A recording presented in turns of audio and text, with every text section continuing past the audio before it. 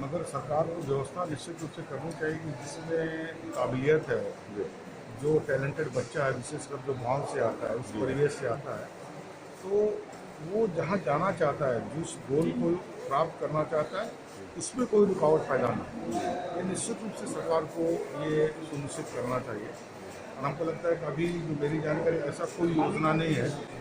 एक सिर्फ जो बच्चा जो अच्छा करता है उसको लोग कुछ स्टाइपेंड मिलता है, मगर ऐसा कुछ रास्ता नहीं है जिसके चलते वहाँ तक पहुँच सके।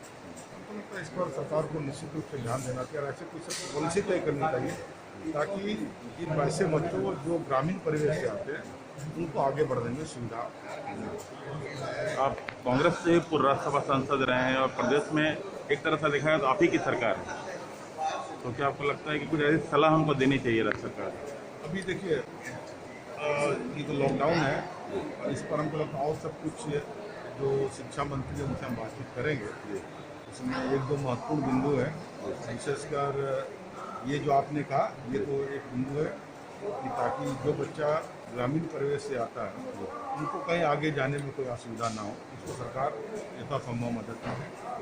दूसरा, कुछ कोर्सेस में अभी तक यहाँ का जो स्कूल में कहीं पर भी मैट्रिक तक में कहीं भी कहीं नेचुरल कैलामिटी होती है, चाहे वो बाढ़ आता है, चाहे बिजली गिरती है, चाहे कुछ और भूकंप आता है, इसकी इसकी पढ़ाई कहीं नहीं होती। इससे कैसे बचा जाए इसकी पढ़ाई नहीं होती। इसलिए हमने एक पत्र भी लिखा है कि इसको कहीं ना कहीं इसको जोड़ना चाहिए। कोई भी स्किल में, चाहे वो 7 क्लास का होगा, 6 क्लास, बच्चा को ज्ञान होना चाहिए। ऐसा आपदा अगर आती है तो आपदा में हमको करना क्या चाहिए, कैसे बचना चाहिए। अभी तक मेरी जानकारी में ऐसा कोर्स में नहीं आया है, तो हमको लगता है इसको जोड़ना चाहिए। इसलिए हमने पत्र भी लिखा और हमको लगता है जब हम मुलाकात होगी, मतलब आपको लगता है ये पाठ्यक्रम में शामिल होना चाहिए? शामिल होना चाहिए, एक चैप्टर बनना चाहिए ताकि लोग बच्चे को ज्ञान हो। बड़े लोग को भी ज्ञान नहीं है कि भाई क्या करना चाहिए, नहीं करना चाहिए, भूकंप आ गया तो क्या करना चाहिए। तो ये सब जानकारी हमको लगता है कि एक दो चैप्टर को बनाना चाहिए, कोर्स में इंसर्ट करना चाहिए। एक कंसर्न लेटर चाहिए। अब ये बोलती है कि राज्य सरकार बोलती है कि भाई हमको पहले आप इन्वायरमेंट क्लियरेंस लाइए। अब इन्वायरमेंट क्लियरेंस वो वाला लोग बोलता है कि पहले कंसेंट लाइए, मैं लीज मिलेगा उसका लेटर लाइए। अब ये बोलता है कि हम तब देंगे जब आप ये लाइए। तो कौन पहले लाएगा? समझे, पहले मुर्गी पहले, वो दोनों कंडीशन लगा दिया है। अब ऐसी स्थिति में विजुअल तो अभी वर्चुअल हो रहा है। जो बोर्ड जो वहाँ का पोल्यूशन लोग बैठता है, बोर्ड बैठ के, तो वो अभी मेरे ख्याल से अभी होना चाहिए था, मीटिंग हुई नहीं है, मेरे ख्याल से हफ्ता दिन में होना चाहिए।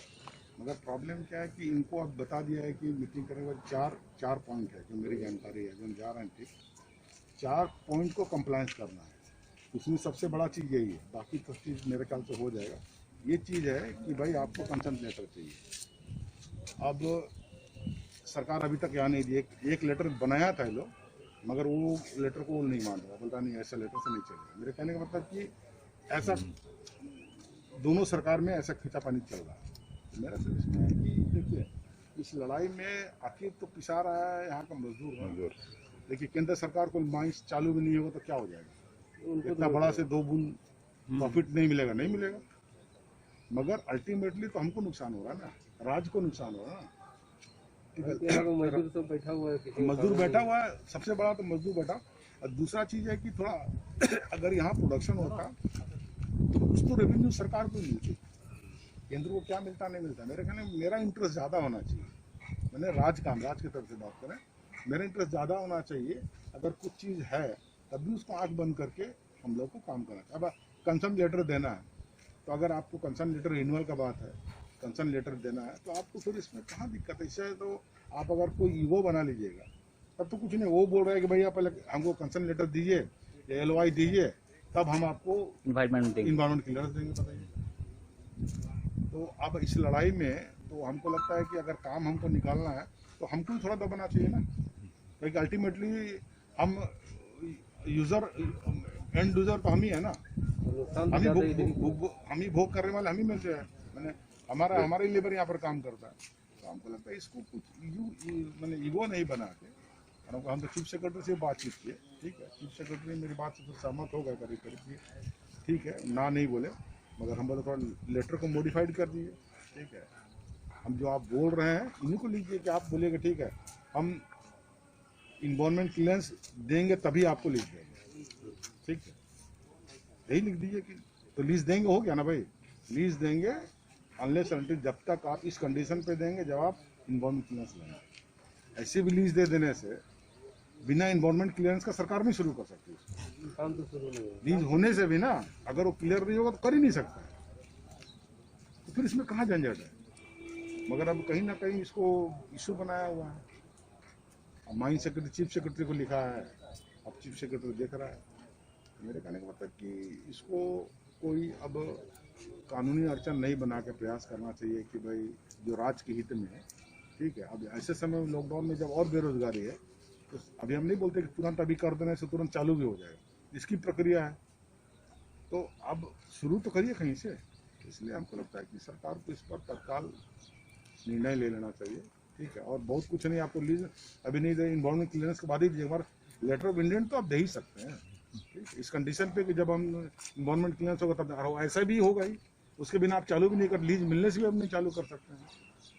तो फिर ये लड़ाई मैंने बिना आधार का लड़ाई है, और हमको लगता है इसमें राज्य सरकार को इनिशिएटिव लेना चाहिए, ठीक है, कि ये हमारा इंटरेस्ट है।